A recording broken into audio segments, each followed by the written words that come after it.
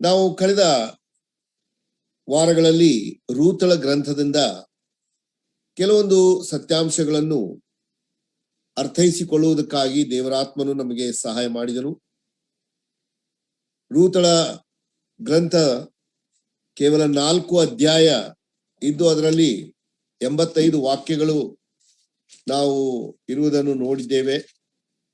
ಇಷ್ಟು ಒಂದು ಚಿಕ್ಕ ಗ್ರಂಥ ಅನೇಕ ಸತ್ಯಾಂಶಗಳನ್ನು ಈ ದಿನಗಳಲ್ಲಿ ನಮಗೆ ಕೊಡುತ್ತಾ ಬಂದಿದೆ.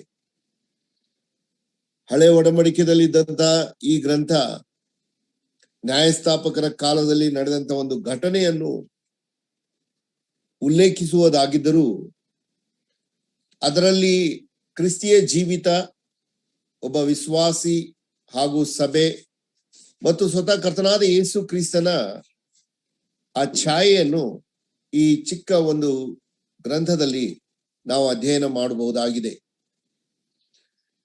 ತಿರುಗಿ ನಾನು ಆ ವಿಷಯವನ್ನು ಹೇಳಲಿಕ್ಕೆ ಇಷ್ಟಪಡ್ತಾ ಇದ್ದೇನೆ. 4 ಅಧ್ಯಾಯಗಳು 4 ದಿಕ್ಕುಗಳನ್ನು ತೋರಿಸುವಂತದ್ದಾಗಿದೆ.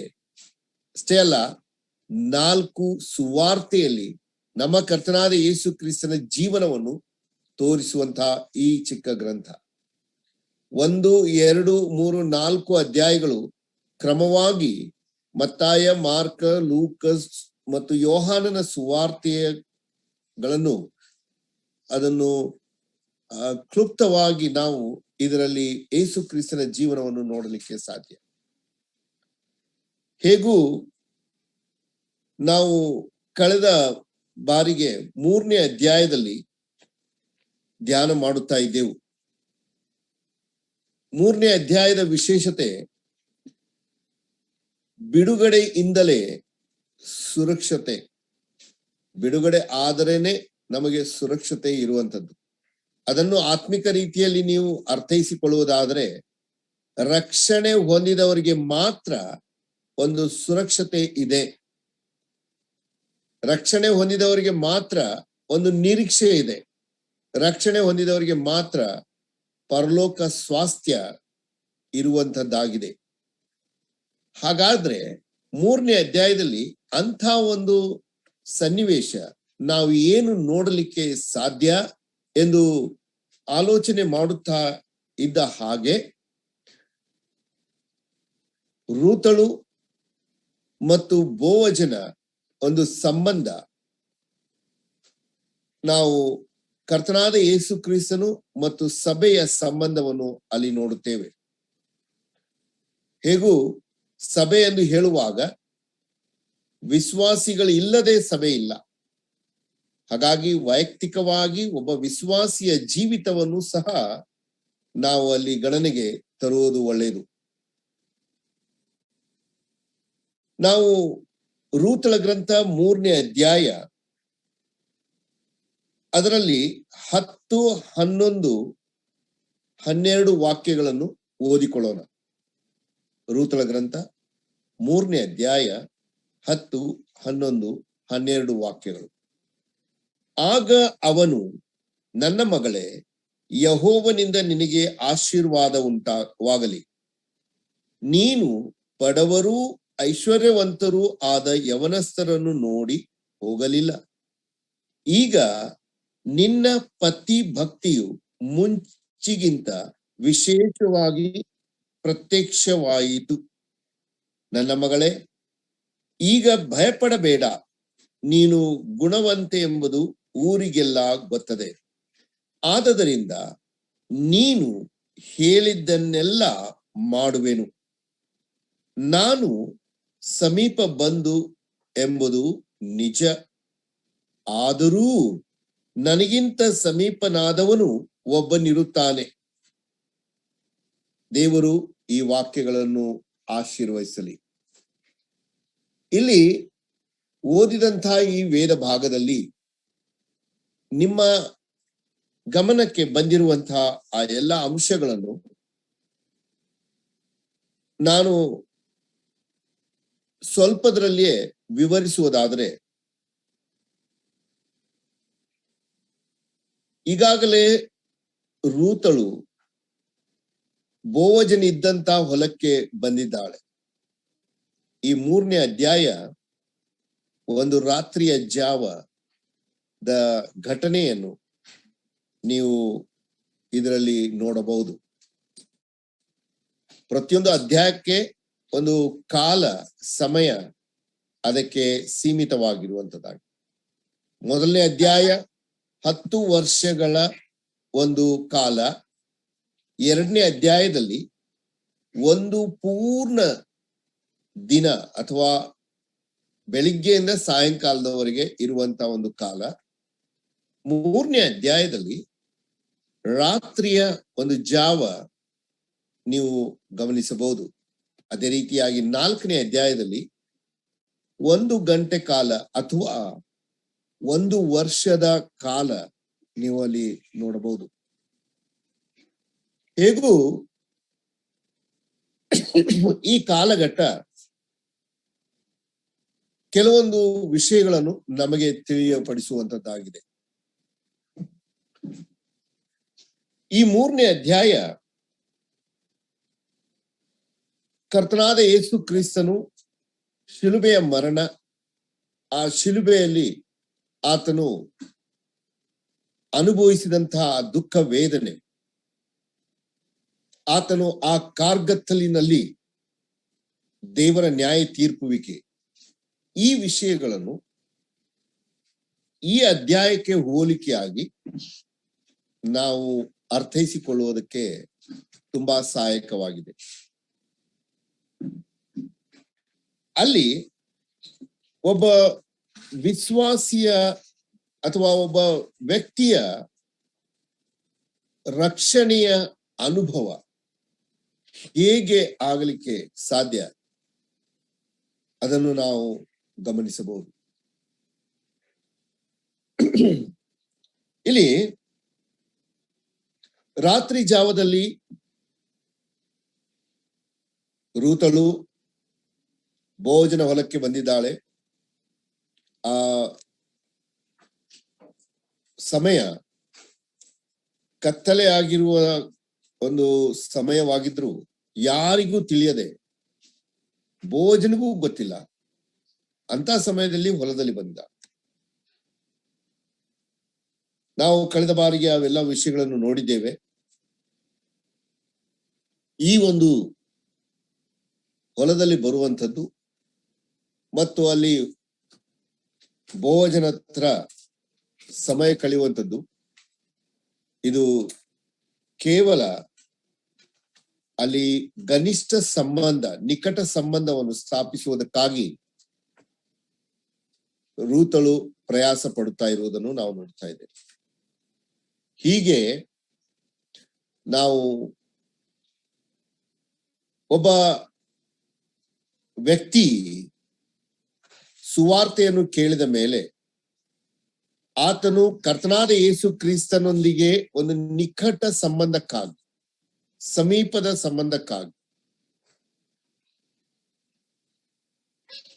ಅಲ್ಲಿ ಆತನು ಪಡಬೇಕಾಗಿರುವಂತ ಪ್ರಯಾಸ, ಆತನು ಹೇಗೆ ಅದನ್ನು ಅರ್ಥೈಸಿಕೊಳ್ಳಲಿಕ್ಕೆ ಸಾಧ್ಯ? ಕೇವಲ ಸುವಾರ್ತೆಯನ್ನು ಕೇಳಿ ಸುಮ್ಮನಿದ್ರೆ ಇಲ್ಲ. ಸುವಾರ್ತೆ ಕೇಳಿದ ಮೇಲೆ ಆ ರಕ್ಷಣಾ ಕಾರ್ಯ ಕರ್ತನಾದ ಯೇಸು ಕ್ರಿಸ್ತನ ಮುಖಾಂತರ ಆಗಬೇಕು. ಇಲ್ಲಿ ರೂತಳ ಪ್ರಯತ್ನ ಒಳ್ಳೇದಿದೆ, ಆದರೆ ಅದರಿಂದ ಆಕೆಗೆ ಸುರಕ್ಷತೆ ಇಲ್ಲ. ಅದು ಬೋವಜನಿಂದಲೇ ಸಿಗಬೇಕಾಗಿರುವಂತದ್ದಾಗಿದೆ. ಬೋವಜನೆ ಆಕೆಯನ್ನು ಸಂರಕ್ಷಿಸಬೇಕು. ಹೇಗೂ ಈ ವಿಷಯದಲ್ಲಿ ರೂತಳು ಅತ್ತಿಗೆಯಿಂದ ಏನೆಲ್ಲ ಮಾರ್ಗದರ್ಶನ ಹೊಂದಿದಳು ಆ ರೀತಿಯಾಗಿ ಆಕೆ ಮಾಡುವುದನ್ನು ನಾವು ನೋಡುತ್ತೇವೆ. ಇಲ್ಲಿ ಓದಿದಂತಹ ವಾಕ್ಯ, ಆಗ ಅವನು ಅಂದ್ರೆ ಬೋವಜನು, ನನ್ನ ಮಗಳೇ, ಯೆಹೋವನಿಂದ ನಿನಗೆ ಆಶೀರ್ವಾದವಾಗು. ಈಗ ಇಲ್ಲಿ ನೀನು ಯಾರು ಎಂದು ಕೇಳಿದಂತಹ ಬೋವಜನು, ಆಕೆಯನ್ನು ಗುರುತಿಸದೇ ಇದ್ದಂತ ಬೋವಜನು ಹೆದರಿದಂತ ಬೋಜನು, ಕತ್ತಲೆಯಲ್ಲಿ ಇದ್ದಂತ ಬೋಜನು ಈಗ ಕೇಳುವಂತದ್ದು, ನೀನು ನನ್ನ ಮಗಳೇ ಎಂದು ಅಲ್ಲಿ ಹೇಳುವಂತ ಮಾತು. ಅಷ್ಟೇ ಅಲ್ಲ, ಯೆಹೋವನಿಂದ ನಿನಗೆ ಆಶೀರ್ವಾದವಾಗಲಿ, ನೀನು ಬಡವರು ಐಶ್ವರ್ಯವಂತರು ಆದ ಯವನಸ್ಥರನ್ನು ನೋಡಿ ಹೋಗಲಿಲ್ಲ ಎಂದು ಅಲ್ಲಿ ಹೇಳುವಂತಹ ಆ ಮಾತುಗಳನ್ನು ನೀವು ಗಮನಿಸುವುದಾದ್ರೆ, ಒಬ್ಬ ವಿಶ್ವಾಸಿಯ ಜೀವಿತದಲ್ಲಿ ರಕ್ಷಣೆ ಹೊಂದಿದ ಮೇಲೆ ಆತನ ಜೀವಿತ ಯಾವ ರೀತಿಯಾಗಿ ತನ್ನನ್ನು ತಾನು ಸಮರ್ಪಿಸಿಕೊಡುತ್ತಾನೆ. ಆತನಿಗೆ ಈ ಶ್ರೀಮಂತಿಕೆ ಆಗಲಿ, ಬಡವರು ಎನ್ನುವುದಾಗಲಿ, ಇದರ ಯಾವ ಒಂದು ಆಲೋಚನೆ ಇರುವುದಿಲ್ಲ.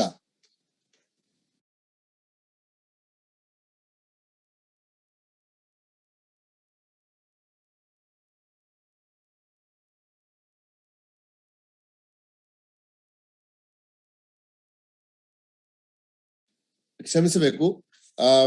ಇಲ್ಲಿ ಕರ್ತನಾದ ಯೇಸು ಕ್ರಿಸ್ತನು ಆತನು ಶಿಲುಬೆ ಕಂಬದಲ್ಲಿ ಆ ಕಾರ್ಗತ್ತಲಿನಲ್ಲಿ ಯಾವ ರೀತಿಯಾಗಿ ರಕ್ಷಣಾ ಕಾರ್ಯವನ್ನು ಸ್ಥಾಪಿಸುತ್ತಾ ಇದ್ದನು ಅಥವಾ ಆತನು ಅಲ್ಲಿ ಅನುಭವಿಸ್ತಾ ಇದ್ದನು. ಒಬ್ಬ ಮಾನವನಿಗೆ ಪಾಪದಿಂದ ಬಿಡುಗಡೆ ಹೊಂದುವುದಕ್ಕಾಗಿ ಹೇಗೆ ಆತನು ಆ ಕತ್ತಲಲ್ಲಿ, ಆ ಅಂಧಕಾರದಲ್ಲಿ ಆತನು ಎಲ್ಲ ಕಾರ್ಯಗಳನ್ನು ಪೂರ್ತಿಗೊಳಿಸುತ್ತಾ ಇದ್ದನು. ಆ ಒಂದು ಸನ್ನಿವೇಶ ಇಲ್ಲಿ ಬೋವಜನು ರೂತಳಿಗೆ ಹೇಳುವಂಥದ್ದು, ನೀನು ಬಡವರನ್ನಾಗಲಿ ಐಶ್ವರ್ಯವಂತರನ್ನಾಗಲಿ ನೋಡಿ ಹೋಗಲಿಲ್ಲ. ಈಗ ನಿನ್ನ ಪತಿ ಭಕ್ತಿಯು ಮುಂಚಿಗಿಂತ ವಿಶೇಷವಾಗಿ ಪ್ರತ್ಯಕ್ಷವಾಯಿತು. ಅಲ್ಲಿ ಆಕೆಯ ಒಂದು ಭಕ್ತಿ, ಆಕೆಯ ಒಂದು ನಂಬಿಕೆ, ಅದನ್ನು ವ್ಯಕ್ತಪಡಿಸುವುದರಲ್ಲಿ ಬೋವಜನು ಆಕೆಗೆ ತನ್ನ ಒಂದು ಸುರಕ್ಷತೆಯನ್ನು ಕೊಡುವುದನ್ನು ನಾವು ನೋಡ್ತಾ ಇದ್ದೇವೆ. ತನ್ನ ಒಂದು ಸಂಬಂಧ ವ್ಯಕ್ತಪಡಿಸುವುದನ್ನು ನಾವು ನೋಡ್ತಾ ಇದ್ದೇವೆ. ಎಷ್ಟು ನಾವು ಯೇಸು ಸ್ವಾಮಿಯನ್ನು ಸಮೀಪದಿಂದ ಅರ್ಥೈಸಿಕೊಳ್ಳುವುದಕ್ಕೆ ಪ್ರಯಾಸ ಪಡುತ್ತೇವೋ, ಅಷ್ಟೇ ಕರ್ತನಾದ ಯೇಸು ಕ್ರಿಸ್ತನು ನಮ್ಮನ್ನು ಸಹ ಅದೇ ರೀತಿಯಾಗಿ ಆತನು ಆಶೀರ್ವದಿಸುವವನಾಗಿದ್ದಾನೆ.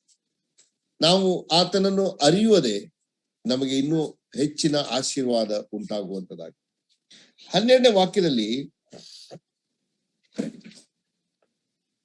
ನಾನು ಸಮೀಪದ ಬಂಧು ಎಂಬುದು ನಿಜ ಎಂದು ಹೇಳ್ತಾ ಇದ್ದಾರೆ. ಯಾಕೆ ಈ ಒಂದು ಪದ ಅಲ್ಲಿ ಆತನು ಉಪಯೋಗ ಮಾಡಿದನು ಎಂದು ನೋಡುವಾಗ, ಹೌದು, ನನ್ನ ಸಂಬಂಧ, ನನ್ನ ಒಂದು ರಿಲೇಶನ್ಶಿಪ್ ಅದು ತುಂಬಾ ಸಮೀಪದ ಒಂದು ಸಂಬಂಧವಾಗಿದೆ, ಅದು ನಿಜವಾಗಿದೆ, ಸರಿಯಾಗಿದೆ. ಆದ್ರೆ ಎಲ್ಲರೂ ಗುರುತಿಸಬೇಕಾದ್ರೆ, ಎಲ್ಲರೂ ತಿಳ್ಕೊಳ್ಳಬೇಕಾದ್ರೆ, ಅದು ಸ್ಥಾಪಿತವಾಗುವುದಕ್ಕಾಗಿ ಸಮಯವಿದೆ, ಸಮಯ ಕಾಲ ಇದೆ. ಅದಕ್ಕಿಂತ ಮುಂಚೆ ಬೋವಜನು ರೂತಳನ್ನು ಪ್ರಶಂಸಿಸಿ, ನೀನು ಗುಣವಂತೆ ಎಂಬುದು ಊರಿನವರಿಗೆಲ್ಲ ಗೊತ್ತದೆ, ಆದ್ದರಿಂದ ನೀನು ಹೇಳಿದ್ದನ್ನೆಲ್ಲ ಮಾಡುವೆನು ಎಂಬ ಮಾತು ಕೊಡುವುದನ್ನು ನಾವು ನೋಡ್ತಾ ಇದ್ದೇವೆ. ಇಲ್ಲಿ ನಿಮ್ಮ ಗಮನ ಆ ಗುಣವಂತಿಯ ಸ್ತ್ರೀ, ನಾವು ಜ್ಞಾನೋಕ್ತಿ 31ನೇ ಅಧ್ಯಾಯದಲ್ಲಿ 10ನೇ ವಾಕ್ಯದಲ್ಲಿ ಓದುತ್ತೇವೆ. ಹಾಗೂ ನೀನು ಹೇಳಿದ್ದನ್ನೆಲ್ಲ ಮಾಡುವೇನೆಂದು ಬೋವಜನು ರೂತಳಿಗೆ ಹೇಳುವುದಕ್ಕೆ, ರೂತಳು ಎಷ್ಟರವಳು? ರೂತಳು ಯಾರು? ಇಷ್ಟು ಬೇಗನೆ ರೂತಳ ಜೊತೆಗೆ ಬೋವಜನ ಆ ಸಂಬಂಧ ಇಷ್ಟು ನಿಕಟ ಸಂಬಂಧವಾಗುವುದಕ್ಕೆ ಬೋವಜನು ಆಕೆಯನ್ನು ಹೇಗೆ ಅರ್ಥೈಸಿಕೊಂಡನು? ಇದೇ ಕ್ರಿಸ್ತಿಯ ಜೀವಿತ. ಯೇಸು ಕ್ರಿಸ್ತನನ್ನು ನಮ್ಮನ್ನು ಅಷ್ಟು ಬೇಗನೆ ಆ ಒಂದು ಘನ ಸಂಬಂಧವನ್ನು ಸ್ಥಾಪಿಸಲಿಕ್ಕೆ ನೋಡ್ತಾ ಇದ್ದಾರೆ. ನೀನು ಹೇಳಿದ್ದನ್ನೆಲ್ಲ ಮಾಡುವೆನು. ಹೇಗೆ ಇದು ಸಾಧ್ಯ? ಒಂದು ವಾಕ್ಯ ನಾವು ಓದಿಕೊಳ್ಳೋಣ. ಮಾರ್ಕನ ಬರೆದ ಸುವಾರ್ತೆ 11ನೇ ಅಧ್ಯಾಯ 24-25 ವಾಕ್ಯ. ದಯಮಾಡಿ ಯಾರಾದ್ರೂ ಕನ್ನಡದಲ್ಲಿ ನಮಗೋಸ್ಕರ ಓದಿವಿರಾ? ಮಾರ್ಕನ ಬರೆದ ಸುವಾರ್ತೆ 11ನೇ ಅಧ್ಯಾಯ 24-25 ವಾಕ್ಯ. ಮಾರ್ಕ್ 11:24-25.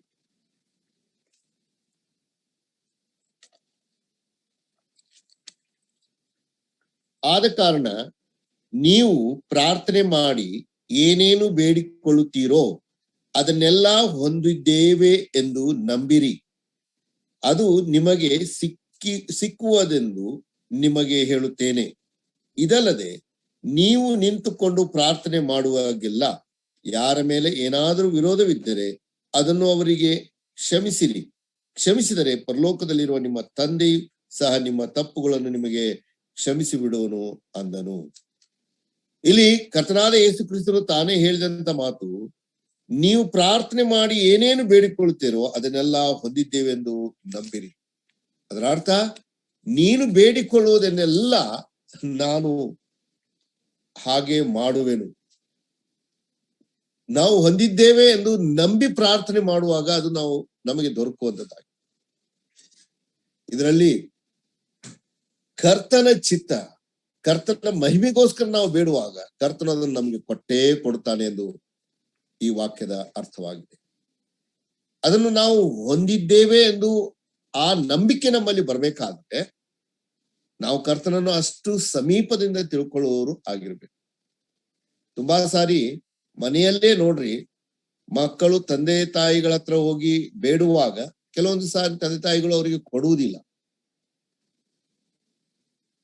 ಆ ಸಮಯದಲ್ಲಿ ತಂದೆ ತಾಯಿಗಳು ಆಲೋಚನೆ ಮಾಡ್ತಾರೆ, ಇವರಿಗೆ ಇದನ್ನು ಕೊಟ್ರೆ ಅವರು ಯಾವ ರೀತಿಯಾಗಿ ಅದನ್ನು ಉಪಯೋಗಿಸುವರು, ಹೇಗೆ ಅದನ್ನು ಅದರ ಜೊತೆಗೆ ಅವರು ತಮ್ಮ ವ್ಯವಹಾರವನ್ನು ಮಾಡುವರು. ಒಂದು ಉದಾಹರಣೆಗೆ, 10 ವಯಸ್ಸಿನ ಹುಡುಗ ತನ್ನ ತಂದೆಗೆ ಹೋಗಿ ಹೇಳುವುದು, ತಂದೆ ನನಗೆ 100 ರೂಪಾಯಿ ಬೇಕು. ಅವಾಗ ತಂದೆ ಏನು ಮಾಡ್ತಾನೆ? ತಗೊಳ್ 100 ರೂಪಾಯಿ ಎಂದು ಹೇಳಿ ಕೊಟ್ಟು ಬಿಡ್ತಾನ? ಇಲ್ಲ. ಅಲ್ಲಿ ಆತನು ಬೇಡುವುದು ಯೋಗ್ಯವಾಗಿರುವುದಲ್ಲಿ ತಂದೆ ಅದನ್ನು ಕೊಟ್ಟೆ ಕೊಡ್ತಾನೆ. ಆದ್ರೆ 100 ರೂಪಾಯಿ ಈ 10 ವಯಸ್ಸಿನ ಹುಡುಗನಿಗೆ ಯಾವ ಕಾರಣಕ್ಕೂ ಅವಶ್ಯವಿಲ್ಲ. ಏನೆಲ್ಲ ಅವಶ್ಯ ಇದೆ ಆತನು ಸಂಪೂರ್ಣನಾಗಿದ್ದಾನೆ. ಅವನ ತಂದೆ ಅವನಿಗೆಲ್ಲ ಬೇಕಾಗಿರುವುದನ್ನು ಒದಗಿಸಿಕೊಡುವನು. ಅವನ ವಯಸ್ಸಿಗೆ ತಕ್ಕ ಹಾಗೆ ಆತನಿಗೆ ಈಗ 100 ರೂಪಾಯಿದ ಅವಶ್ಯಕತೆ ಇಲ್ಲ. ತುಂಬಾ ಸಾರಿ ನಾವು ದೇವರನ್ನು ಪರೀಕ್ಷೆ ಮಾಡ್ತೇವೆ. ನಮಗೆ ಒಂದು ಮರ್ಸಿಡೀಸ್ ಕಾರ್ ಬೇಕು, ನಮಗೆ ಒಂದು ಒಳ್ಳೊಳ್ಳೆ ಬಂಗ್ಲೆ ಬೇಕು ಅಂತ ನಾವು ದೇವರ ಹತ್ರ ಕೇಳ್ತಾ ಇರ್ತೀವಿ. ದೇವರು ಅದನ್ನೆಲ್ಲ ಕೊಡುವುದಿಲ್ಲ. ಯಾಕಂದ್ರೆ ಅದು ನಮಗೆ ಅವಶ್ಯವಿಲ್ಲ. ಅದರಿಂದ ನಾವು ಇನ್ನೂ ದೇವರಿಂದ ದೂರ ಹೋಗುತ್ತೆ. ನೀನು ಹೇಳಿದ್ದನ್ನೆಲ್ಲ ಮಾಡುವೆನು ಎಂದು ರೂತಳಿಗೆ ಭೋಜನ ಕೊಡುವಂತ ಮಾತು. ಇವತ್ತು ನಾವು ಮಾಡುವಂತ ಪ್ರಾರ್ಥನೆಗೆ ದೇವರು ಉತ್ತರ ಕೊಟ್ಟೇ ಕೊಡುತ್ತಾನೆ. ಹೊಂದಿದ್ದೇವೆ ಎಂದು ನೀವು ನಂಬಿರಿ. ಆ ಒಂದು ಸಮೀಪದ ಸಂಬಂಧ ಅದು ನಿಜವಾಗಿರುವಂತ ಸಂಬಂಧ. ಇದು ಕರ್ತನಾದ ಯೇಸು ಕ್ರಿಸ್ತನಲ್ಲಿರುವಂತ ಸಂಬಂಧ. ಆ ಒಂದು ಸಂಬಂಧದ ವಿಷಯದಲ್ಲಿ ಬೋಜನು ಹೇಳ್ತಾ ಇದ್ದ, ನೀನು ಏನ್ ಹೇಳ್ತೀವೋ ಅದನ್ನೆಲ್ಲ ನಾನು ಮಾಡುವೆ. ಆದರೆ ಸಮಸ್ಯೆ ಏನಿದೆ ಅಂದ್ರೆ 12ನೇ ವಾಕ್ಯ, ಆದರೂ ನನಗಿಂತ ಸಮೀಪನಾದವನು ಒಬ್ಬನಿರುತ್ತಾನೆ. ಇದು ಯಾರಪ್ಪ ಎಂದು ನೋಡುವುದಾದ್ರೆ, ಹೌದು, ಆ ಒಂದು ಕುಟುಂಬದಲ್ಲಿ ನೌಮಿಯ ಗಂಡ ಎಲಿಮಲೆಕ್ ಮತ್ತು ಅವರ ಸಂಬಂಧಿಕರಲ್ಲಿ ಇರುವಂತಹ ಒಂದು ಸಂಬಂಧ. ಹೇಗೂ ಬೋಜನು ಸಹ ಅವರ ಸಂಬಂಧಿಕನಾಗಿದ್ದನು. ಅದಕ್ಕಿಂತ ಸಮೀಪದ ಬಂಧು ಒಬ್ಬನು ಇದ್ದನು. ಅವನು ಇರುವ ಕಾರಣ ಮೊದಲು ಅವನೊಂದಿಗೆ ಎಲ್ಲ ಕ್ಲಿಯರ್ ಮಾಡಿಕೊಂಡು, ಒಂದು ವೇಳೆ ಆತನು ನಿನ್ನನ್ನು ಎಲ್ಲ ವಿಷಯಗಳಿಂದ ಬಿಟ್ಟು ಕೊಟ್ರೆ ನಾನು ನಿನ್ನೊಂದಿಗೆ ಒಂದಾಗುತ್ತೇನೆ. ಹೇಗೂ ನಾನು ನಿನ್ನ ಸಮೀಪದ ಬಂಧು ನಿಜ, ಆದ್ರೆ ಇನ್ನೊಬ್ಬನಿದ್ದಾನೆ, ಆತನಿಂದ ಎಲ್ಲ ಒಂದು ಸಂಬಂಧ ತ್ಯಜಿಸಬೇಕಾಗಿದೆ, ಬಿಡಬೇಕಾಗಿದೆ. ಹೇಗೂ ಆತನೇ ಹೇಳಬೇಕು. ಅದು ನಾವು ಮುಂದಿನ 4ನೇ ಅಧ್ಯಾಯದಲ್ಲಿ ನೋಡ್ತೇವೆ. ಆದ್ರೆ ಇಲ್ಲಿ ಬೋಜನು 13ನೇ ವಾಕ್ಯದಲ್ಲಿ ಹೇಳುವಂತ ಮಾತು, ಈ ರಾತ್ರಿ ಇಲ್ಲೇ ಇರು, ನಾಳೆ ಎಂಬ ಪದ ತುಂಬಾ ಲಕ್ಷ್ಯ ಕೊಡತಕ್ಕದ್ದು.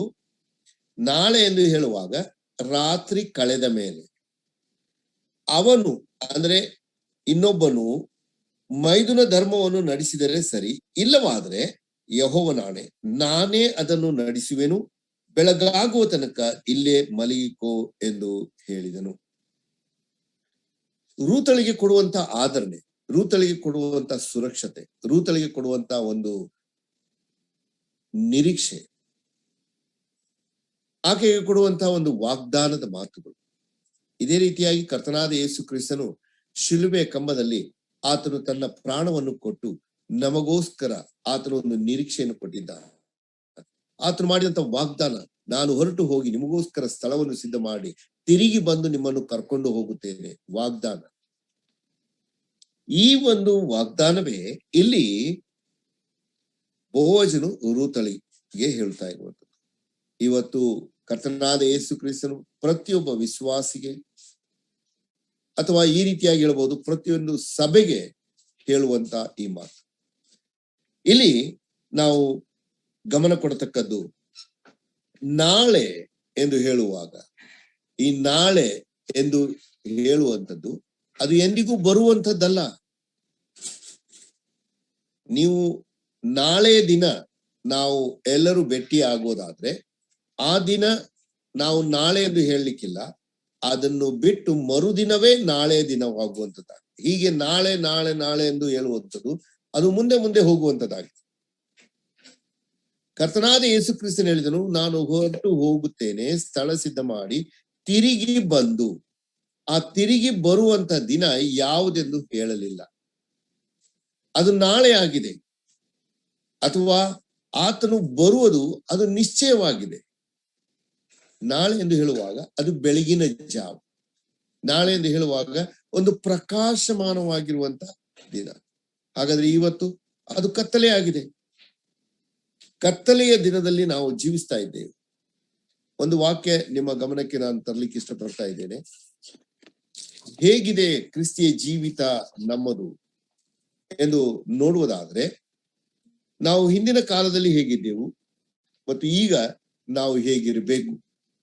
ಎಫೆಸ ಬರೆದ ಪತ್ರಿಕೆ 5ನೇ ಅಧ್ಯಾಯ ಅದರ 8-9 ವಾಕ್ಯಗಳನ್ನು ನಾವು ಓದಿಕೊಳ್ಳೋಣ. ಎಫೆಸೆ 5, 8 ಮತ್ತು 9 ವಾಕ್ಯ. ನೀವು ಹಿಂದಿನ ಕಾಲದಲ್ಲಿ ಕತ್ತಲೆ ಆಗಿದ್ದೀರಿ, ಆದರೆ ಈಗ ನೀವು ಕ್ರಿಸ್ತನಲ್ಲಿದ್ದು ಬೆಳಕಾಗಿದ್ದೀರಿ. ಬೆಳಕಿನವರಂತೆ ನಡೆದುಕೊಳ್ಳಿರಿ. ಬೆಳಕಿನ ಫಲವು ಉಪಕಾರದಲ್ಲಿಯೂ ನೀತಿಯಲ್ಲಿಯೂ ಸತ್ಯದಲ್ಲಿಯೂ ಕಾಣಿಸಿಕೊಳ್ಳುತ್ತದೆ. ಪೌಲನು ಎಫೆಸದಲ್ಲಿರುವಂತಹ ಸಭೆ ವಿಶ್ವಾಸಿಗಳಿಗೆ ಬರೀತಾ ಇದ್ದಾರೆ, ನೀವು ಕತ್ತಲೆಯಾಗಿದ್ದೀರಿ. ಕತ್ತಲೆಯಲ್ಲಿ ಇದ್ದೀರಿ ಅಂತ ಅಲ್ಲ, ನೀವು ಸ್ವತಃ ಕತ್ತಲೆ ಆಗಿದ್ದೀರಿ. ಹಾಗಾಗಿ ಈಗ ನೀವು ಕ್ರಿಸ್ತನಲ್ಲಿದ್ದು ಬೆಳಕಾಗಿದ್ದೀರಿ. ಕ್ರಿಸ್ತನಲ್ಲಿ ನಾವು ಯಾವಾಗ ನಂಬಿಕೆ ಇಟ್ಟೆವು, ಯೇಸು ಕ್ರಿಸ್ತನು ನಮಗೆ ರಕ್ಷಣೆ ಕೊಟ್ಟನು, ಆವಾಗ ನಾವು ಆ ಬೆಳಕಿನ ಜಾವದವರಾಗಿದ್ದೇವೆ. ಈ ಒಂದು ಸನ್ನಿವೇಶ ಅಥವಾ ಈ ವಾಕ್ಯಕ್ಕೆ ಅನುಸಾರವಾಗಿ ಬೆಳಕಿನವರಂತೆ ನಡೆದುಕೊಳ್ಳಿರಿ, ಬೆಳಕಿನ ಫಲವು ಉಪಕಾರದಲ್ಲಿಯೂ ನೀತಿಯಲ್ಲಿಯೂ ಸತ್ಯದಲ್ಲಿಯೂ ಕಾಣಿಸುತ್ತದೆ. ಹಾಗಾದ್ರೆ ನೀತಿ, ಉಪಕಾರ, ಸತ್ಯ ಈ ಎಲ್ಲ ವಿಷಯ ಆತ್ಮಿಕ ವಿಷಯಕ್ಕಾಗಿ ಅನುಗುಣವಾಗಿರುವಂತದ್ದು ಆಗಿದೆ. ನಾವು ಇನ್ನು ಆ ಕರ್ತನಾದ ಯೇಸು ಕ್ರಿಸ್ತನ ಬರೋಣವನ್ನು ಎದುರು ನೋಡ್ತಾ ಇರುವಾಗ, ಆ ಬೆಳಕನ್ನು, ಆ ನಾಳೆಯನ್ನು ನಾವು ಎದುರು ನೋಡ್ತಾ ಇರುವಾಗ, ಈ ಲೋಕದಲ್ಲಿ ಯೇಸು ಕ್ರಿಸ್ತನನ್ನು ನಂಬಿ ಜೀವಿಸ್ತಾ ಇದ್ದೇವೆ. ಇನ್ನು ಕತ್ತಲು ಆವರಿಸಿದೆ, ഇരുಳು ಇದೆ. ನಾವು ಅಲ್ಲಿ ಆ ವಾಕ್ಯ ಓದಿದರೆ ಗೊತ್ತಾಗುತ್ತದೆ. 14ನೇ ವಾಕ್ಯ, ಆಕೆಯು ಆವರೆಗೂ ಅವನ ಕಾಲುಗಳ ಬಳಿಯಲ್ಲೇ ಮಲಗಿಕೊಂಡಿದ್ದಳು. ಒಬ್ಬ ಹೆಂಗಸು ಕಣಕ್ಕೆ ಬಂದಿದ್ದಳೆಂಬುದು ಯಾರಿಗೂ ಗೊತ್ತಾಗಬಾರದೆಂದು ಅವನು ಹೇಳಿದ್ದರಿಂದ ಗುರುತು ಹಿಡಿಯಲಾರದಷ್ಟು ಕತ್ತಲೆ ಇರುವಾಗಲೇ ಆಕೆ ಎದ್ದಳು ಎಂದು ನಾವು ನೋಡುತ್ತೇವೆ. ಹಾಗಾದ್ರೆ ಕತ್ತಲೆಯಲ್ಲಿಯೇ ಆಕೆ ತನ್ನ ನಿದ್ರೆಯನ್ನು ಮುಗಿಸಿ ಅಥವಾ ಆ ಒಂದು ಬೋವಜನೊಂದಿಗೆ ಮಾತಾಡಬೇಕಾದ ಸಂಗತಿಗಳನ್ನು ಮಾತಾಡಿ ಆ ಸಂಬಂಧವನ್ನು ಘನಿಷ್ಠವಾಗಿ ಅಥವಾ ನಿಕಟವಾಗಿ ಸ್ಥಾಪಿಸಿ ಕತ್ತಲೆ ಇರುವಾಗಲೇ ಆ ಒಂದು ಸ್ಥಳದಿಂದ ಮತ್ತೆ ತನ್ನ ಅತ್ತೆಯ ಮನೆಗೆ ಬರುವುದನ್ನು ನಾವು ನೋಡುತ್ತೇವೆ. ಈ ಒಂದು ಘಟನೆ ನಿಜವಾಗಿಯೂ ಕತ್ತಲೆಯಲ್ಲಿ ಇರುವ ಘಟನೆ. ನಾವು ಸಹ ಈ ಲೋಕದಲ್ಲಿ ಇದ್ದೇವೆ, ಯೇಸು ಕ್ರಿಸ್ತನನ್ನು ನಂಬಿದ್ದೇವೆ, ಇನ್ನೂ ಕತ್ತಲೆ ಆವರಿಸಿದೆ, ಇನ್ನೂ ಪಾಪದ ಲೋಕದಲ್ಲಿ ಜೀವಿಸ್ತಾ ಇದ್ದೇವೆ. ಇಡೀ ಲೋಕ ಕತ್ತಲೆಯಲ್ಲಿ ಇದೆ. ಹಾಗಾಗಿ ದೇವರ ವಾಕ್ಯ ಎಂಬ ಬೆಳಕಿನಲ್ಲಿ ನಾವು ವಿಶ್ವಾಸಿಗಳು ಜೀವಿಸ್ತಾ ಇದ್ದೇವೆ. ಅನ್ಯರು ಇಲ್ಲ, ಅನ್ಯರು ಇನ್ನೂ ಕತ್ತಲೆಯಲ್ಲಿದ್ದಾರೆ. ಯಾರು ದೇವರ ವಾಕ್ಯ ಓದುತ್ತಾರೋ, ಅದನ್ನು ಅಧ್ಯಯನ ಮಾಡುತ್ತಾರೋ, ಅರ್ಥೈಸಿಕೊಳ್ಳುತ್ತಾರೋ, ಆ ವಾಕ್ಯಕ್ಕೆ ಅನುಗುಣವಾಗಿ ನಡೆಯುತ್ತಾರೋ, ಅವರು ನಿನ್ನ ವಾಕ್ಯವು ನನ್ನ ಕಾಲಿಗೆ ದೀಪವು ದಾರಿಗೆ ಬೆಳಕು ಎಂದು ಹೇಳಲಿಕ್ಕೆ ಸಾಧ್ಯ. ಒಂದು ವೇಳೆ ನೀವು ಯೇಸು ಕ್ರಿಸ್ತನನ್ನು ನಂಬಿರಬಹುದು, ಆದರೆ ದೇವರ ವಾಕ್ಯಕ್ಕೆ ನನ್ನ ದೀಪ ದಾರಿಗೆ ಬೆಳಕು ಎಂದು ಹೇಳುವುದಿಲ್ಲ. ಆ ತನಕ ನೀವು ಇನ್ನೂ ಕತ್ತಲೆಯಲ್ಲಿ ಇರುವವರಾಗಿದ್ದೀರಿ. ದೇವರ ವಾಕ್ಯದ ಸಾಮರ್ಥ್ಯ ನೀವು ಬಲ್ಲವರಲ್ಲ. ನೀವು ಕೇವಲ ತಲೆಯಿಂದ ನಂಬಿರಬಹುದು, ನೀವು ಕೇವಲ ನಿಮ್ಮ ಜ್ಞಾನ, ವಿವೇಕ, ಬುದ್ಧಿಗಳನ್ನು ಉಪಯೋಗಿಸಿ ಯೇಸುವನ್ನು ಹೌದು ದೇವರೆಂದು ನಂಬಿರಬಹುದು. ಆದರೆ ಯಾವಾಗ ಯೇಸು ಕ್ರಿಸ್ತನಿಂದ ನಮಗೆ ಆ ಒಂದು ರಕ್ಷಣೆ ವಿಷಯವನ್ನು ನಾವು ಅರ್ಥೈಸಿಕೊಳ್ಳುತ್ತೇವೆ, ಆ ವಾಕ್ಯ ನಮ್ಮನ್ನು ಪ್ರಜ್ವಲಿಸುತ್ತ ನಮ್ಮನ್ನು ಬೆಳಕಿನಲ್ಲಿ ನಡೆಸುವಂತದ್ದಾಗಿದೆ. ಆ ವಿಷಯ ಯಾವ ತನಕ ನಮಗೆ ಅರ್ಥವಾಗುವುದಿಲ್ಲವೋ ಆ ತನಕ ನಾವು ಇನ್ನೂ ತಲೆಯಿಂದ ನಂಬಿ ಕತ್ತಲಲ್ಲಿ ಇರುವಂತವರಾಗಿದ್ದೇವೆ.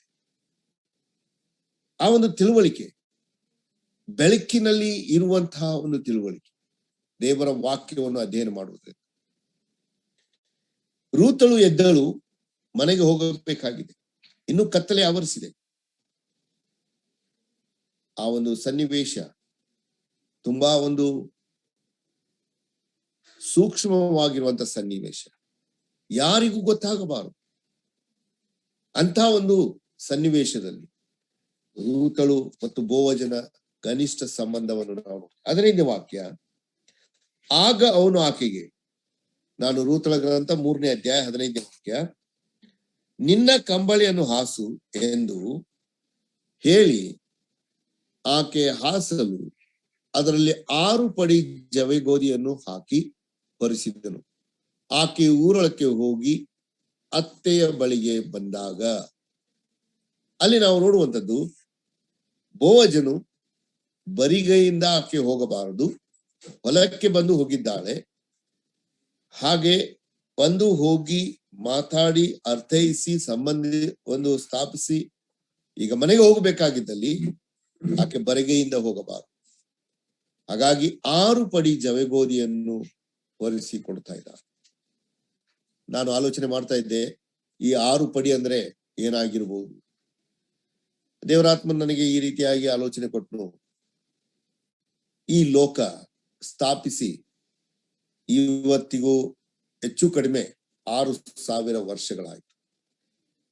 ದೇವರ ಯೋಜನೆ ಬೆಳಕಾಗಲಿ ಎಂದು ಹೇಳಿ ಆ ದಿನದಲ್ಲಿ ಸ್ಥಾಪಿಸಿದಂತ ಆ ಒಂದು ಭೂಮಿಯನ್ನು ಉಂಟು ಮಾಡಿದಂತ, ಸೃಷ್ಟಿಸಿದಂತ ಭೂಮಿ ಮುಂದೆ ಆ ಮನುಷ್ಯರನ್ನು 6ನೇ ದಿವಸ ಉಂಟು ಮಾಡಿದ. ಹೀಗೆ 6 ದಿನಗಳು ಕಳೆದ ಮೇಲೆ 7ನೇ ದಿನ ದೇವರು ವಿಶ್ರಮಿಸಿಕೊಂಡನು ಎಂದು ಹೇಳಲ್ಪಟ್ಟಿದೆ. ಆದರೆ ಮಾನವನು ದೇವರು ಉಂಟು ಮಾಡಿದಂತ ಏದೇನ್ ತೋಟದಲ್ಲಿ ಎಲ್ಲಾ ಮರದ ಹಣ್ಣುಗಳನ್ನು ತಿನ್ನಬಹುದಾಗಿತ್ತು. ಆದರೆ ದೇವರು ಹೇಳಿದನು, ಮಧ್ಯದಲ್ಲಿ ಇರುವಂತ ಒಳ್ಳೆಯದರ ಕೆಟ್ಟದರ ಅರುವನ್ನು ಹುಟ್ಟಿಸುವ ಮರದ ಹಣ್ಣನ್ನು ಮಾತ್ರ ನೀನು ತಿನ್ನಬಾರದು. ಈಗ ಅಲ್ಲಿ ಗಮನದಲ್ಲಿ ನಾವು ತರಬೇಕು, ತಿನ್ನಬಾರದು. ಮುಟ್ಟುವುದಕ್ಕೂ ನೋಡುವುದಕ್ಕೂ ನೋ ಪ್ರಾಬ್ಲಮ್, ಆದರೆ ತಿಂದ ದಿನವೇ ನೀನು ಸತ್ತೇ ಹೋಗುವಿ. ಆ ಒಂದು ಕ್ರಿಯೆ ಇವರು ನೋಡಿದರು, ಇವರು ಮುಟ್ಟಿರಬಹುದು ಅನೇಕ ಬಾರಿಗೆ. ಆದರೆ ಯಾವಾಗ ಹವ್ವಳು ಅದನ್ನು ಕಿತ್ತು ತಿಂದಳೋ, ತನ್ನ ಗಂಡನಿಗೆ ಕೊಟ್ಟಳೋ, ಪಾಪೋತ್ಪತ್ತಿ ಉಂಟಾಯಿತು. ಬೆಳಕಾಗಲಿ ಎಂದು ಹೇಳಿದಂತ ಆ ಒಂದು ಬೆಳಕಿನ ಪ್ರಜ್ವಲಿತೆ ಅಲ್ಲಿ ಅವರು ಕಳ್ಕೊಂಡ್ರು. ಅಲ್ಲಿಂದ ಕತ್ತಲೆ, ಪಾಪದ ಕತ್ತಲೆ ಆವರಿಸಿಕೊಂಡಿತು. ದೈವ ಜ್ಞಾನ, ದೈವರನ್ನು ಮುಖಾಮುಖಿಯಾಗಿ ನೋಡುತ್ತಿರುವಂತಹ ಈ ಮಾನವರು ಆ ಒಂದು ಸಂಬಂಧ ಅವರು ಕಳ್ಕೊಂಡ್ರು. ಹೇಗೂ ಈ 6,000 ವರ್ಷಗಳ ಕಾಲ ಕತ್ತಲೆಯಲ್ಲಿ ನಡೆಯುತ್ತಿರುವಂತ ಈ ಭೂಮಿಗೆ, ಅದರ ಮಧ್ಯದಲ್ಲಿ ನಮ್ಮ ಕರ್ತನಾದ ಯೇಸು ಕ್ರಿಸ್ತನು ಈ ಲೋಕಕ್ಕೆ ಬೆಳಕಾಗಿ ಬಂದನು. ಆತನು ಬೆಳಕದ ವಿಷಯದಲ್ಲಿ ಮಾತಾಡಿದನು. ನೀವು ಲೋಕಕ್ಕೆ ಬೆಳಕಾಗಿರಿ ಎಂದು ಮನುಷ್ಯರಿಗೆ ಹೇಳಿದನು. ಇದೆಲ್ಲ ನಾವು ನೋಡುವಾಗ ಈ 6,000 ವರ್ಷಗಳ ಕಾಲ ಸಮೀಪವಾಗಿದೆ, ಮುಕ್ತಾಯವಾಗಲಿಕ್ಕೆ ಅಥವಾ ಮುಗಿಲಿಕ್ಕೆ. ಇನ್ನು ಒಂದು ಹೊಸ ದಿನ ಆರಂಭವಾಗಲಿದೆ. ನಮ್ಮ ಕರ್ತನಾದ ಯೇಸು ಕ್ರಿಸ್ತನು ಬರುವನು, ನಮ್ಮನ್ನೆಲ್ಲ ಕರ್ಕೊಂಡು ಹೋಗುವನು. ಆ 6,000 ವರ್ಷಗಳು ಕಳೆದು ಹೋಗುವುದು. ಇನ್ನೂ ಸ್ಪಷ್ಟವಾಗಿ ಇದನ್ನು ಈ ರೀತಿಯಾಗಿ ಅರ್ಥೈಸಿಕೊಳ್ಳುವುದಾದ್ರೆ, 6 ಪಡಿ ಜವೆಗೋದಿಯನ್ನು ಹಾಕಿ ಹೊರಿಸಿದರು. ಈಗ ಒಂದು ವಾರದಲ್ಲಿ 6 ದಿನಗಳು, 6 ದಿನಕ್ಕೆ ಬೇಕಾಗಿರುವಂತ ಒಂದು ಆಹಾರ ಆತನು ರೂತಳಿಗೆ ಕೊಡ್ತಾ ಇದ್ದಾನೆ. ಯಾವಾಗ ಹಕ್ಕಲಾಯಿದಳೋ ಅಲ್ಲಿ ಆಕೆ 30 ಸೇರು ಎಂದು ನಾವು ನೋಡುತ್ತೇವೆ. 30 ಸೇರು ಬೇರೆ. ಈಗ 6 ಪಡಿ ಎಂದು ಹೇಳುವುದಾದ್ರೆ ಅದು ತುಂಬಾ ಕಡಿಮೆ ಇರುವಂತ ಒಂದು ಅಂಶ. 6 ಪಡಿ ಜವೆಗೋದಿಯನ್ನು ಹಾಕಿ ಹೊರಿಸಿದರು. ಅಂದ್ರೆ ಒಂದು ವಾರಕ್ಕೆ ಬೇಕಾಗಿರುವಂತ ಆಹಾರದ ಅವಶ್ಯಕತೆಯನ್ನು ಒದಗಿಸಿಕೊಡ್ತಾ ಇದ್ದಾರೆ. ಹಾಗೆ ನಾವು ಯೇಸು ಕ್ರಿಸ್ತನನ್ನು ನಂಬಿದ ಮೇಲೆ ರಕ್ಷಣೆ ಹೊಂದಿದವರು ಸೋಮವಾರದಿಂದ ಶನಿವಾರದವರೆಗೆ 6 ದಿನಗಳು ಆತ್ಮಿಕವಾಗಿ ದೇವರ ವಾಕ್ಯದಿಂದ ಪೋಷಿಸಲ್ಪಡಬೇಕು ಎಂದು ಹೇಳಿ ನಮ್ಮ ಭಾಷೆಗಳಲ್ಲಿ ದೇವರ ವಾಕ್ಯವನ್ನು ಕೊಟ್ಟಿದ್ದಾನೆ. ಇವತ್ತಿನ ದಿನಗಳಲ್ಲಿ ನಮಗೆ ಸಭೆಗಳಲ್ಲಿ ದೇವರ ವಾಕ್ಯದ ಪೂರೈಕೆ ಆಗುತ್ತಾ ಇದೆ. ಹಾಗೂ ದೈವ ಸೇವಕರು, ಸಭೆ ಹಿರಿಯರು ಸಹ ಈ ವಾರದಲ್ಲಿ ಅವರು ಮನೆಗಳಿಗೆ ಭೇಟಿ ಕೊಟ್ಟು, ವಿಶ್ವಾಸಿಗಳನ್ನು ಭೇಟಿ ಕೊಟ್ಟು ಪ್ರೋತ್ಸಾಹಿಸುವಂತ ಈ ಕಾರ್ಯಗಳನ್ನು ಮಾಡ್ತಾ ಇದ್ದಾರೆ. ಆತ್ಮಿಕವಾಗಿ ಪೋಷಿಸುವಂತ 6 ಪಡಿ ಜವೆಗೋದಿ ಅಥವಾ ದೇವರ ವಾಕ್ಯ. ಆಮೇಲೆ 7ನೇ ದಿನ ಅಥವಾ ವಾರದ ಮೊದಲನೇ ದಿನ ನಾವು ಆರೋಗ್ಯವಾಗಿ ಸ್ವಸ್ಥತೆಯಿಂದ ಇದ್ದು ವಾರದ ಮೊದಲನೇ ದಿವಸ ಕರ್ತನಿಗೆ ಸಮರ್ಪಿಸುವಂತ ಆರಾಧನೆಯನ್ನು ಮಾಡಲಿಕ್ಕೆ ಸಿದ್ಧಪಡಿಸಿಕೊಳ್ಳುತ್ತೇವೆ. ಈ ರೀತಿಯಾಗಿ ಒಂದು ಆಲೋಚನೆ ಆ ಒಂದು ಭಾಗದಿಂದ ಕರ್ತನು ನನಗೆ ತೋರಿಸಿದನು.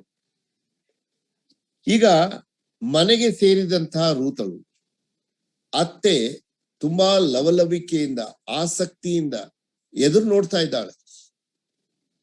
ಹೇಗೂ ಇನ್ನೂ ಬೆಳಗಾಗುವುದಕ್ಕಿಂತ ಮುಂಚೆಯೇ ಮನೆ ಸೇರಿದಂತಹ ರೂತಳು 16ನೇ ವಾಕ್ಯ, ಅತ್ತೆಯು ನನ್ನ ಮಗಳೇ ನಿನ್ನ ಕಾರ್ಯವೇನಾಯಿತು ಎಂದು ಕೇಳಲು ಆಕೆಯು ಆ ಮನುಷ್ಯನು ನಡೆಸಿದ್ದೆಲ್ಲವನ್ನು ತಿಳಿಸಿ ನೀನು ಬರಿಗೈಯಿಂದ ಅತ್ತೆಯ ಬಳಿಗೆ ಹೋಗಬಾರದೆಂದು ಹೇಳಿ ಈ 6 ಪಡಿ ಜವೆಗೋದಿಯನ್ನು ಕೊಟ್ಟನು ಅಂದಳು.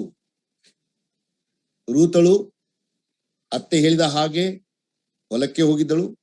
ಬೋವಜನೊಂದಿಗೆ ಆ ಒಂದು ಮಾತುಕತೆಗಳನ್ನು ಮಾಡಿದ್ದು, ಆ ರಾತ್ರಿ ಅಲ್ಲಿ ಕಳೆದದ್ದು, ತಿರುಗಿ ಮನೆಗೆ ಬಂದ ಮೇಲೆ ಈಗ ಯಾವ ಹೊಲಕ್ಕೆ ಹೋಗಿದ್ದಳು, ಅಲ್ಲಿ ಏನಾಯಿತು ಎಲ್ಲವನ್ನು ಕೇಳುತ್ತಾ ಇದ್ದ. ಅತ್ತೆ ಸೊಸೆಗೆ ಈ ದಿನಗಳಲ್ಲಿ ಈ ರೀತಿಯಾಗಿ ಅನೇಕ ಪ್ರಶ್ನೆಗಳನ್ನು ಮಾಡುವುದು ಉಂಟು. ಆದರೆ ಆ ವಿಷಯ ನಮ್ಮದಲ್ಲ. ಇಲ್ಲಿ ಆಧ್ಯಾತ್ಮಿಕವಾಗಿ ಅರ್ಥೈಸಿಕೊಳ್ಳುವಂಥದ್ದು, ನೀನು ಹೋದಂತ ಕಾರ್ಯ ಏನಾಯಿತು, ನಿನಗೆ ಏನಾಯಿತು, ನಿನ್ನ ಜೀವಿತದಲ್ಲಿ ಏನಾಯಿತು. ಈಗ ಅದನ್ನೇ ಸ್ಪಷ್ಟವಾದ ರೀತಿಯಿಂದ ಬೋವಜನ ವಿಷಯದಲ್ಲಿ, ತನ್ನ ವಿಷಯದಲ್ಲಿ ಅಲ್ಲ, ಆ ಹೊಲದ ವಿಷಯದಲ್ಲಿ ಅಲ್ಲ, ಅದಕ್ಕಿಂತ ವಿಶೇಷವಾಗಿ ಆ ಮನುಷ್ಯನು ನಡೆಸಿದ್ದೆಲ್ಲವನ್ನು ತಿಳಿಸಿದಳು. ಮತ್ತು ಬರಿಗೈಯಿಂದ ಹೋಗಬಾರದೆಂದು ಹೇಳಿ ಆತನು ಕೊಟ್ಟಂತ 6 ಪಡಿ ಜವೆಗೋದಿಯನ್ನು ಸಹ ಆಕೆ ಹೇಳಿದಳು. ಹೀಗೆ ರೂತಳು ತನ್ನ ಅನುಭವ ಆಕೆ ಪ್ರಖ್ಯಾತಿ ಪಡಿಸ್ತಾ ಇದ್ದ. ಇಲ್ಲಿ ನಾನು ನಿಮ್ಮ ಗಮನ, ನಮ್ಮ ಆತ್ಮಿಕ ಜೀವಿತದಲ್ಲಿ ರಕ್ಷಣೆ ಹೊಂದಿದ್ದೇವೆ ಎಂದು ಹೇಳಿದರೆ ಅದನ್ನು ನಾವು ಬಚ್ಚಿಡಲಿಕ್ಕೆ ಇಲ್ಲ, ಅದನ್ನು ಮುಚ್ಚಿಡಲಿಕ್ಕೆ ಆಗುವುದೇ ಇಲ್ಲ. ರಕ್ಷಿಸಲ್ಪಟ್ಟಂತ ಒಬ್ಬ ವ್ಯಕ್ತಿ ಆತನು ತನ್ನ ರಕ್ಷಣೆಯ ವಿಷಯವನ್ನು ಅನ್ಯರಿಗೆ ಅಥವಾ ತನ್ನ ಬಂಧುಗಳಿಗೆ, ಸಭೆಯಲ್ಲಿ ಸೇವಕರಿಗಾಗಲಿ ಹಿರಿಯರಿಗಾಗಲಿ ಆತನು ಹೇಳೇ ಹೇಳುತ್ತಾನೆ, ನಾನು ರಕ್ಷಣೆ ಹೊಂದಿದ್ದೇನೆ. ನಮ್ಮ ಸಭೆಯ ಅನ್ಯೋನ್ಯತೆಯಲ್ಲಿದ್ದಂತ ಒಬ್ಬ ಯವನ ಸಹೋದರಿ, ಆಕೆ ರಕ್ಷಣೆ ಹೊಂದಿದ ಮೇಲೆ ತಾನು ಎಲ್ಲಿ ಕೆಲಸಕ್ಕೆ ಹೋಗ್ತಾ ಇದ್ದಳು ಅಲ್ಲಿ ಹೋಗಿ ಹೇಳಿದಳು, ಇವತ್ತು ನನಗೆ ರಕ್ಷಣೆ ಆಯಿತು ಎಂದು ಹೇಳಿದಳು. ಆ ಒಂದು ಮಾತನ್ನು ಹೇಳುತ್ತಿರುವಾಗ ಅಲ್ಲಿರುವಂತ ಅನ್ಯ ಮತಸ್ಥರು ಅವರು ಕೇಳ್ತಾ ಇದ್ದಾರೆ, ಈ ರಕ್ಷಣೆ ಅಂದ್ರೆ ಏನು, ಏನಾಯ್ತು ನಿನಗೆ, ಯಾಕೆ ಹೀಗೆ ಮಾತಾಡುತ್ತಾ ಇದ್ದಿ. ಆಕೆಗೆ ಆಗಿರುವಂತ ರಕ್ಷಣೆ ಅನುಭವ ಅದು ಕುದಿಯುವಂಥದ್ದು, ಅದು ತುಂಬಾ ಒಂದು ಆಸಕ್ತಿಯಿಂದ ಮತ್ತೊಬ್ಬರಿಗೆ ಹೇಳಬೇಕೆಂಬ ಲವಲವಿಕೆ ಒಳಗೆ ಹೃದಯದಲ್ಲಿ ಉತ್ಸಾಹ ಉಂಟು ಮಾಡುವಂಥದ್ದಾಗಿ. ಹಾಗೆ ನಿಮಗೆ ಒಂದು ವೇಳೆ ಆಗಿಲ್ಲದ ಇದ್ದಲ್ಲಿ ಆಲೋಚನೆ ಮಾಡ್ರಿ, ನನ್ನ ರಕ್ಷಣೆಯಲ್ಲಿ ಏನು ಕುಂದು ಕೊರತೆ ಇದೆ, ನಾನಾಗಿ ರಕ್ಷಣೆ ಹೊಂದಿದ್ದೇನೋ ಅಥವಾ ನಿಜವಾಗಿಯೂ ಯೇಸು ಕ್ರಿಸ್ತನು ನನ್ನನ್ನು ರಕ್ಷಿಸಿದ್ದಾನೋ. ಇವತ್ತು ನಾವು ಮೆಲುಕು ಹಾಕುವುದು ಅಥವಾ ಇದನ್ನು ಆಲೋಚನೆ ಮಾಡುವುದು ತುಂಬಾ ಅವಶ್ಯವಾಗಿದೆ. ಆದ್ದರಿಂದ ನಾನು ಮೇಲಿನ ಮೇಲೆ ಹೇಳ್ತಾ ಇದ್ದೀನಿ, ತಲೆಯಿಂದ ನಂಬಿದ್ದಾಗಿದ್ದರೆ ಅದು ರಕ್ಷಣೆ ಕೊಡ್ಲಿಕ್ಕಿಲ್ಲ. ನಿಮ್ಮ ಬುದ್ಧಿ ಜ್ಞಾನಗಳಿಂದ ನೀವು ರಕ್ಷಣೆ ಹೊಂದಿದ್ದಾಗಿದ್ದರೆ ನಿಮಗೆ ನಿಜವಾದ ರಕ್ಷಣೆ ಇಲ್ಲವೇ ಇಲ್ಲ. ನೀವು ನಿಜವಾಗಿಯೂ ರಕ್ಷಣೆ ಹೊಂದಿದ್ದೀರಿ ಎಂಬ ಅನುಭವ ಇರುವುದಾದ್ರೆ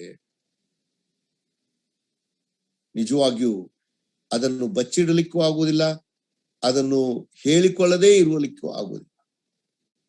ನಾವು ಅದನ್ನು ಬಹಿರಂಗ ಪಡಿಸುತ್ತೇವೆ. 18ನೇ ವಾಕ್ಯ, 3ನೇ ಅಧ್ಯಾಯ ರೂತಳ ಗ್ರಂಥ 18ನೇ ವಾಕ್ಯ. ಅತ್ತೆಯು ಅಂದ್ರೆ ನವಮಿಯು, ನನ್ನ ಮಗಳೇ, ಈ ಕಾರ್ಯವು ಹೇಗಾಗುವುದೆಂದು ಗೊತ್ತಾಗುವವರೆಗೂ ಸುಮ್ಮನಿರು. ಈ ಹೊತ್ತು ಅದನ್ನು ಇತ್ಯರ್ಥ ಪಡಿಸುವವರೆಗೆ ಅವನಿಗೆ ಸಮಾಧಾನವಿರಲಾರದು ಎಂದು ಹೇಳಿದಳು. ಅಲ್ಲಿ ನವಮಿ ರೂತಳಿಗೆ ಹೇಳ್ತಾ ಇದ್ದಾಳೆ, ನೀನು ಇದನ್ನು ಬಹಿರಂಗಪಡಿಸಬೇಡ, ಸುಮ್ಮನಿರು ಎಂದು ಹೇಳ್ತಾ ಇದ್ದಾಳೆ. ಯಾಕಂದ್ರೆ ಅಲ್ಲಿ ನವಮಿ ರೂತಳಿಗೆ ಹೇಳುವಂಥದ್ದು, ನೀನು ಅನ್ಯ ಮತಸ್ಥಳು, ನೀನು ಮೋವಾಬ್ಯ ಸ್ತ್ರೀ, ಹಾಗಾಗಿ ಈ ಒಂದು ವಿಷಯ ಬಹಿರಂಗಪಡಿಸಿದರೆ ನೀನಾಗಿ ಅದು ಅವಮಾನಕರವಾಗಿರುವಂಥದ್ದಾಗಿ.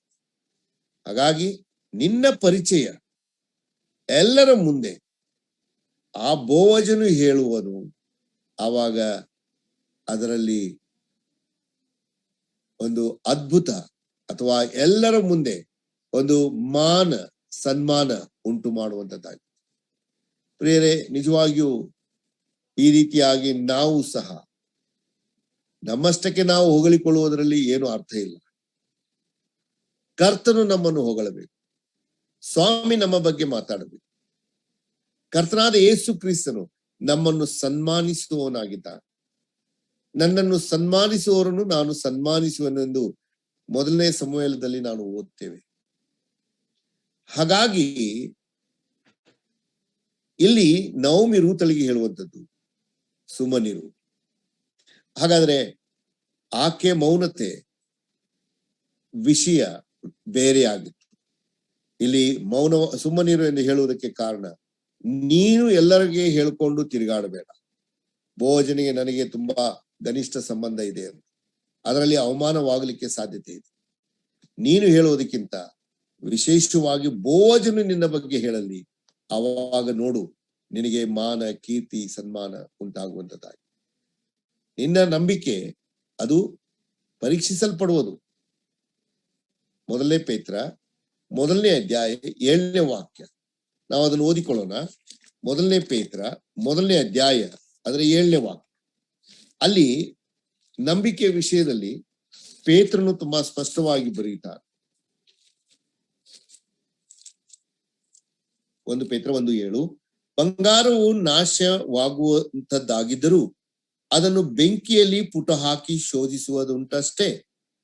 ಬಂಗಾರಕ್ಕಿಂತ ಅಮೂಲ್ಯವಾಗಿರುವ ನಿಮ್ಮ ನಂಬಿಕೆ ಈ ಕಷ್ಟಗಳಿಂದ ಶೋಧಿತವಾಗಿ ಯೇಸು ಕ್ರಿಸ್ತನು ಪ್ರತ್ಯಕ್ಷನಾಗುವಾಗ ನಿಮಗೆ ಕೀರ್ತಿ ಪ್ರಭಾವ ಮಾನಗಳನ್ನು ಉಂಟು ಮಾಡುವುದು.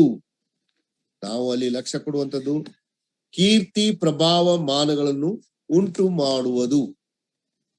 ಈ ರೀತಿಯಾಗಿ ನಾವು ರೂತಳ ವಿಷಯದಲ್ಲಿಯೂ ಅಲ್ಲಿ ನಾವು ನೋಡ್ತಾ ಇದ್ದೇವೆ. ಹೀಗಾಗಿ 3ನೇ ಅಧ್ಯಾಯ ಒಂದು ರಾತ್ರಿಯ ಜಾವದಲ್ಲಿ ಆ ಒಂದು ಅದ್ಭುತ ಕಾರ್ಯ, ಅದ್ಭುತ ಸಂಬಂಧ, ಆ ರಕ್ಷಣೆಯ ವಿಷಯ ಅಥವಾ ಆ ಒಂದು ಸುರಕ್ಷತೆ, ನಮಗೆ ಆಗುವಂತ ಬಿಡುಗಡೆ, ಎಲ್ಲ ವಿಷಯಗಳು ಅಡಕವಾಗಿರುವಂತ ಈ 3ನೇ ಅಧ್ಯಾಯ, ಅದನ್ನು ನಾವು ನಮ್ಮ ರಕ್ಷಣೆಯ ವಿಷಯದಲ್ಲಿ ಯೇಸು ಕ್ರಿಸ್ತನ ಮುಖಾಂತರವೇ ಸಾಧ್ಯ ಎಂದು ಅರ್ಥೈಸಿಕೊಳ್ಳಲಿಕ್ಕೆ ಸಾಧ್ಯವಾಗಿದೆ. ದೇವರ ಚಿತ್ತವಾದರೆ ನಾವು 4ನೇ ಅಧ್ಯಾಯದ ಮುಂದಿನ ವಿಷಯಗಳನ್ನು ಧ್ಯಾನ ಮಾಡುವುದಾದ್ರೆ, ಅಲ್ಲಿ ಒಬ್ಬ ರಕ್ಷಕನು, ಆತನು ದೇವಕುಮಾರನು, ಆತನ ವಿಷಯದಲ್ಲಿ ನಾವು ನೋಡಲಿಕ್ಕಿದ್ದೇವೆ. 4ನೇ ಅಧ್ಯಾಯ ಯೋಹಾನನ ಬರೆದ ಸುವಾರ್ತೆಯನ್ನು ಪ್ರತಿಬಿಂಬಿಸುವುದಾಗಿದೆ. ಅಲ್ಲಿಯೇ ಯಾವ ರೀತಿಯಾಗಿ ಬೋವಜನು ಒಬ್ಬ ದೇವಕುಮಾರನ ಹಾಗೆ ತನ್ನ ಕಾರ್ಯಗಳನ್ನು ವ್ಯಕ್ತಪಡಿಸ್ತಾ ಇದ್ದಾರೆ. ಅಲ್ಲಿ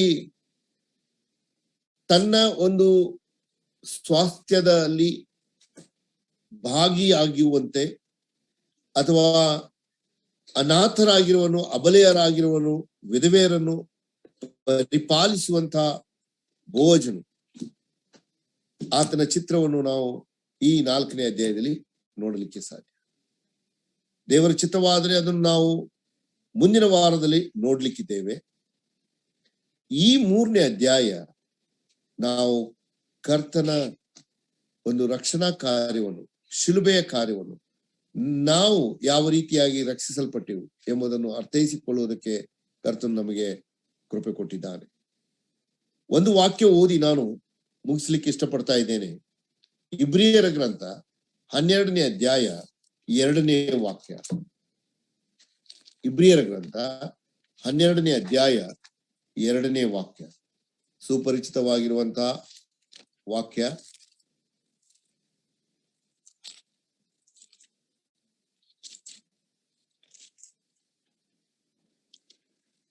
ನಂಬಿಕೆಯನ್ನು ಹುಟ್ಟಿಸುವವನು ಪೂರೈಸುವವನು ಆಗಿರುವ ಯೇಸುವಿನ ಮೇಲೆ ದೃಷ್ಟಿಯಿಟ್ಟು ನಮಗೆ ನೇಮಕವಾದ ಓಟವನ್ನು ಸ್ಥಿರ ಚಿತ್ತದಿಂದ ಓಡೋಣ. ಆತನು ತನ್ನ ಮುಂದೆ ಇಟ್ಟಿದ್ದ ಸಂತೋಷಕ್ಕೋಸ್ಕರ ಅವಮಾನವನ್ನು ಅಲಕ್ಷ್ಯ ಮಾಡಿ ಶಿಲುಬೆಯ ಮರಣವನ್ನು ಸಹಿಸಿಕೊಂಡು ದೇವರ ಸಿಂಹಾಸನದ ಬಲಗಡೆಯಲ್ಲಿ ಆಸನಾರೂಢನಾಗಿದ್ದಾನೆ. ಈ ವಾಕ್ಯಕ್ಕೆ ಅನುಗುಣವಾಗಿಯೇ ನಾವು ನಮಗೆ ನಂಬಿಕೆಯನ್ನು ಹುಟ್ಟಿಸಿ ಪೂರೈಸಿದ ಯೇಸು ಕ್ರಿಸ್ತನು, ಆತನೇ ನಮ್ಮ ಬೋವಜನು. ಈಗ ರೂತಳು ಸುಮ್ಮನಿರು, ರೂತಳು ಆ ಬೋವಜನು ಏನು ಮಾಡುವನು ಎಂದು ಆತನ ಮೇಲೆ ದೃಷ್ಟಿ ಇಟ್ಟು ಆಕೆ ಕುಳಿತಿದ್ದ. ನಾವು ಸಹ ಈ ಲೋಕದಲ್ಲಿದ್ದುಕೊಂಡು ಆತನ ಮೇಲೆ ದೃಷ್ಟಿ ಇಟ್ಟು ನೇಮಕವಾದ ಓಟವನ್ನು ಸ್ಥಿರ ಚಿತ್ತದಿಂದ ಓಡುವರಾಗಿ. ಕರ್ತನಾದ ಯೇಸು ಕ್ರಿಸ್ತನು ಈ ಲೋಕದಲ್ಲಿದ್ದಾಗ ಆತನ ಆ ಒಂದು ಸಂತೋಷವನ್ನು ಹೊಂದುವುದಕ್ಕೋಸ್ಕರ ಎಲ್ಲ ಅವಮಾನವನ್ನು ಅನುಭವಿಸುವುದಕ್ಕೆ ಸಿದ್ಧನಾದ. ಎಲ್ಲ ಅವಮಾನವನ್ನು ಅಲಕ್ಷ್ಯ ಮಾಡಿ ಆತನು ಆ ಸಂತೋಷವನ್ನು ಹೊಂದುವುದಕ್ಕಾಗಿ ಶಿಲುಬೆ ಮರಣವನ್ನು ಸಹಿಸಿಕೊಂಡ. ಆತನು ಅಪರಾಧಿಗಳಿಗೆ ಆಗಬೇಕಾಗಿರುವಂತ ಮರಣವನ್ನು ಸಹ ಅನುಭವಿಸುವುದಕ್ಕಾಗಿ ವಿಧೇಯನಾದನು ಎಂದು ನಾವು ಫಿಲಿಪ್ಪಿ ಬರೆದ ಪತ್ರಿಕೆ 2ನೇ ಅಧ್ಯಾಯ ಅದರ 8ನೇ ವಾಕ್ಯದಲ್ಲಿ ಆ ರೀತಿಯಾಗಿ ನಾವು ಓದುತ್ತೇವೆ. ಹೀಗೆ ಆತನು ಆಕಾರದಲ್ಲಿ ಮನುಷ್ಯನಾಗಿ ಕಾಣಿಸಿಕೊಂಡಿದ್ದಾಗ ತನ್ನನ್ನು ತಗ್ಗಿಸಿಕೊಂಡು ಮರಣವನ್ನು, ಅಂದರೆ ಶಿಲುಬೆ ಮರಣವನ್ನಾದರೂ ಹೊಂದುವಷ್ಟು ವಿಧೇಯನಾದ. ಹೀಗೆ ನಮ್ಮ ನಂಬಿಕೆಯನ್ನು ಹುಟ್ಟಿಸಿ ಪೂರೈಸಿದಂತ ಯೇಸು ಕ್ರಿಸ್ತನು ಆ ಎಲ್ಲ ಅವಮಾನವನ್ನು ಸಹಿಸಿಕೊಂಡು ನಮಗೆ ಮಾನ, ಕೀರ್ತಿ, ಪ್ರಭಾವ ಬರಬೇಕೆಂದು ಹೇಳಿ ಆತನು ತಿರುಗಿ ಪ್ರತ್ಯಕ್ಷನಾಗುವ ಆ ದಿನವನ್ನು ನಾವು ಎದುರು ನೋಡೋಣ. 4ನೇ ಅಧ್ಯಾಯ ಅದು ನಾಳೆಯ ವಿಷಯದಲ್ಲಿ ಹೇಳುವಂಥದ್ದು, ಆ ಬೆಳಗಿನ ವಿಷಯದಲ್ಲಿ ಹೇಳುವಂಥದ್ದು, ಆ ಒಂದು ಪ್ರತ್ಯಕ್ಷವಾಗುವಂತ ವಿಷಯದಲ್ಲಿ ಜ್ಞಾಪಿಸಿಕೊಡುವಂಥದ್ದಾಗಿದೆ. ಹಾಗಾಗಿ ಪ್ರಿಯರೇ, ಕರ್ತನು ಬೇಗನೆ ಬರ್ಲಿಕ್ಕಿದ್ದಾನೆ. ನಾವು ಕರ್ತನಾದ ಯೇಸು ಕ್ರಿಸ್ತನನ್ನು ಸ್ವಂತ ರಕ್ಷಕನಾಗಿ ಅಂಗೀಕಾರ ಮಾಡಿ ಆತನನ್ನು ನಂಬಿ ರಕ್ಷಣೆ ಹೊಂದುವುದು ಎಷ್ಟೋ ಅವಶ್ಯವಾಗಿದೆ. ಅದು ಈಗಲೇ, ಇವತ್ತೇ ಎಂದು ಕರ್ತನು ನಮ್ಮನ್ನು ಎಚ್ಚರಿಸುತ್ತಿರುವಾಗ ಈ ಸದಾವಕಾಶವನ್ನು ಕಳ್ಕೊಳ್ಳದೆ ನಾವು ಆತನ ಕಡೆಗೆ ದೃಷ್ಟಿ ಇಟ್ಟು ಜೀವಿಸೋಣ. ಇವತ್ತು ರಕ್ಷಣೆ ಹೊಂದಿದವರು ನಾವು ಆತನ ನಂಬಿಕೆಯಲ್ಲಿ ಅಭಿವೃದ್ಧಿ ಹೊಂದೋಣ. ಪ್ರತಿದಿನ ದೇವರ ವಾಕ್ಯ ಓದಿ ಧ್ಯಾನ ಮಾಡಿ ಸಭೆಯ ಅನ್ಯೋನ್ಯತೆಯಲ್ಲಿ ಇದ್ದುಕೊಂಡು ಅಭಿವೃದ್ಧಿ ಹೊಂದಿ ಆತನ ಬರೋಣವನ್ನು ಎದುರು ನೋಡೋಣ. ದೇವರು ತಾನೇ ಮಹಿಮೆ ಹೊಂದಲಿ.